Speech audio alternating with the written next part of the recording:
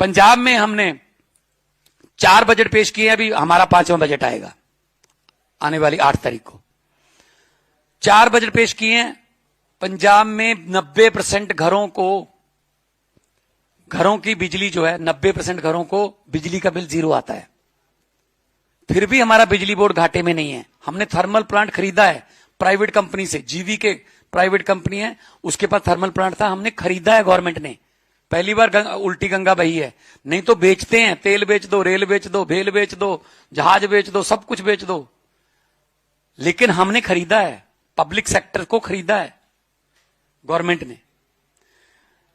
बिजली फ्री, खेतों में बिजली फ्री आती है, बिल्कुल ट्यूबवेल की बिजली बिल्कुल फ्री है पंजाब में, और आती भी दिन में है। यह सबसे बड़ी बात है, नोट कर लेना जी।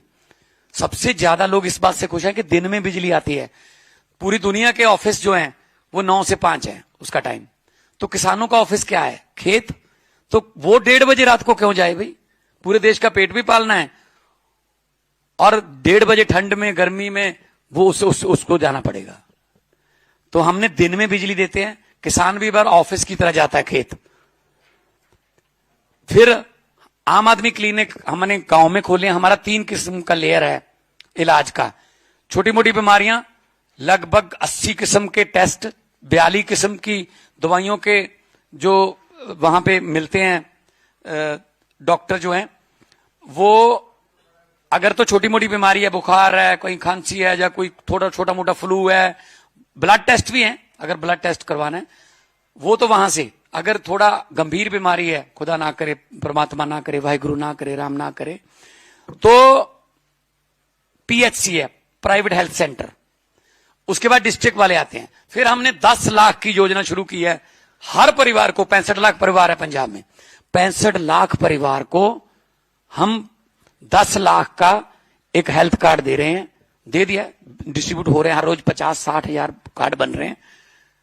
कहीं भी हॉस्पिटलों का, प्राइवेट हॉस्पिटलों का हमने पैनल जारी कर दिया। लगभग 1000 के आसपास प्राइवेट और सरकारी हॉस्पिटल उसमें शामिल हैं। कहीं पे भी जाके इलाज कराओ, इलाज करा के वापस आ जाओ, सारा पैसा पंजाब सरकार देगी। उसके बाद हमारी सड़कों का जाल बिछ रहा है। 67,000 किलोमीटर पंजाब की सड़कें हैं टोटल, लेकिन हम 43,000 को बिल्कुल नहीं बना रहे हैं। हालांकि हमारा आरडीएफ का पैसा, रूरल डेवलपमेंट फंड का पैसा सेंटर ने रोक रखा है, हमें दे नहीं रहे, क्योंकि हम नॉन बीजेपी सरकार है ना। नॉन बीजेपी सरकारें जो है उनका सबका रोक रखा है, बंगाल का भी रोक रखा है, तमिलनाडु वाले भी मांग रहे हैं, कर्नाटका, हिमाचल, ये झारखंड। फिर भी हम 43,000 किलोमीटर सड़कें हम नहीं बना रहे हैं, और उसमें ठेकेदार को कहा गया है 5 साल की मेंटेनेंस भी तुम्हारी है।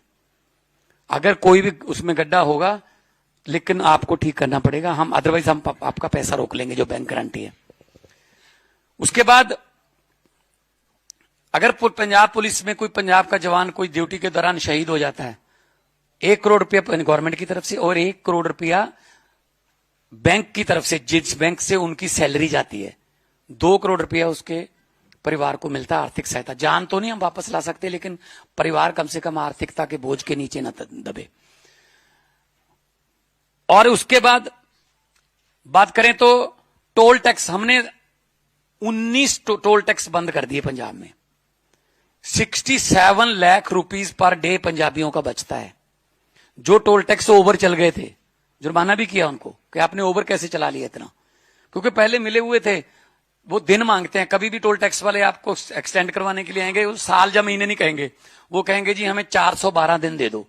हमें लगता है 412 दिन है, लेकिन ये 1.25 साल है, तो 412 में से 200 आपके सर, 212 मेरे, ऐसे चलता था पहले। नूरा कुश्ती मिलके खेलते थे।